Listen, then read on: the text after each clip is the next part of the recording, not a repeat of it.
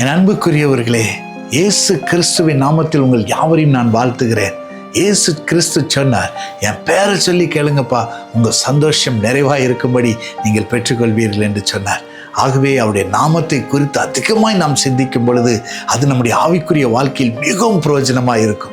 வேத புஸ்தகத்தை நாம் வாசிக்கும் பொழுது 1 கொரிந்தியர் புஸ்தகம் 10ஆம் அதிகாரம் 4ஆம் வசனத்தை வாசித்து பாருங்கள். அங்கே வேதம் சொல்லுகிறது, இயேசு கிறிஸ்து ஒரு பாறையை போல அவர் நமக்கு இருக்கிறாராம், அவர் கல்மலையை போல இருக்கிறார் என்று வேதம் சொல்லுகிறது. த ராக் என்று ஆங்கிலத்தில் எழுதப்பட்டிருக்கிறது.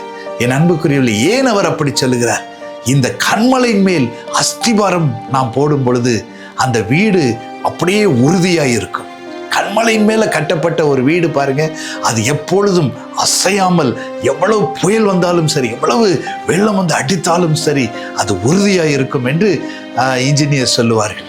ஆனால் மணல் மேல் கட்டப்பட்ட எந்த ஒரு வீடு பாருங்க, உடனே அது களிமண், அது அஸ்திபாரத்தை எல்லாம் அழித்து போடும், அப்படியே அது விழுந்து போகும் என்று நம்ம பார்க்கிறோம். ஆகவே தான் இந்த கடற்கரை பக்கத்தில் இருக்கிற வீடுகள் எல்லாம் உடனே அப்படி இப்படி ஒரு சின்ன சுனாமி வந்தா அல்லது ஒரு வெள்ளம் வரும்பொழுது அந்த மண்ணில் மேலே கட்டப்பட்ட வீடெல்லாம் உடனே இடிஞ்சு போறதை நம்ம பார்க்கிறோம்.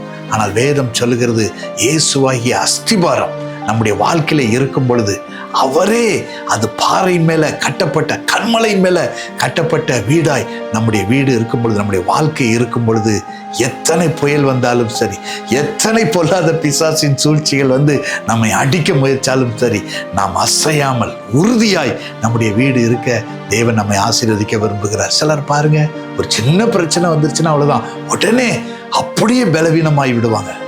உடனே ஐயோ அதையே சொல்லி சொல்லி சொல்லி ஐயோ நான் இதுமேல் இந்த உலகத்தில் நான் எப்படி இருக்க போறேன் என்று சொல்லி கலங்கி போவார்கள். ஆனால் வேதம் சொல்லுகிறது, நாம் இயேசு கிறிஸ்துவாகிய அந்த கண்மலை மேல் கட்டப்பட்ட வீடாய் நாம் இருக்கும் பொழுது, நம்முடைய வாழ்க்கை இருக்கும் பொழுது உறுதியாய் இருப்போம். அந்த நம்பிக்கையை நாம் இன்று பெற்றுக்கொள்வோமா பிரியமானவர்களே? உறுதியான ஒரு வீடாய் நாம் மாற நம்மை ஒப்புக் கொடுப்போமா? இயேசுவாகி அந்த கண்மலை மேல் உங்கள் வீடு கட்டப்பட்டு இருக்கட்டும். எங்களை நேசிக்கிற எங்கள் பரம தகப்பனே, எவ்வளவா உம்முடைய நாமம் கண்மலை என்று சொல்லி எங்களுக்கு கற்றுக் கொடுத்தீரப்பா. எந்தெந்த குடும்பத்தினர் இன்று பதறி போய் ஐயோ இனி நான் எப்படி என் குடும்பத்தை நடத்துவேன் என்று கலங்கி கொண்டிருக்கிறார்களோ, அந்தந்த குடும்பத்தில் நீரே கண்மலையாய், அந்த அஸ்திபார கல்லாய் அந்த வீடு மாற்றப்படுவதாக. இயேசுவாகி அந்த கண்மலை மேல் கட்டப்பட்ட வீடாய் அந்த வீடு இருப்பதாக, உறுதியாய் இருப்பதாக. எந்த புயல் வந்து அடித்தாலும், எந்த வெள்ளம் வந்து அடித்தாலும் அசையாமல் உறுதியோடு கூட ஆண்டவரே உம்மேல விசுவாசத்தோடு, கண்மலையாகிய கிறிஸ்து மேல் விசுவாசத்தோடு, நம்பிக்கையோடு அவர்கள் நன்மையினால் நிறைந்திருப்பார்களாக. நீர் அப்படியே கிருபை செய்கிறதற்காய் நன்றி, கோடா கோடி நன்றி. இயேசு கிறிஸ்துவின் நாமத்தில் ஜெபிக்கிறேன் ஜீவனுள்ள நல்ல பிதாவே. ஆமேன், ஆமேன், ஆமேன். God bless you.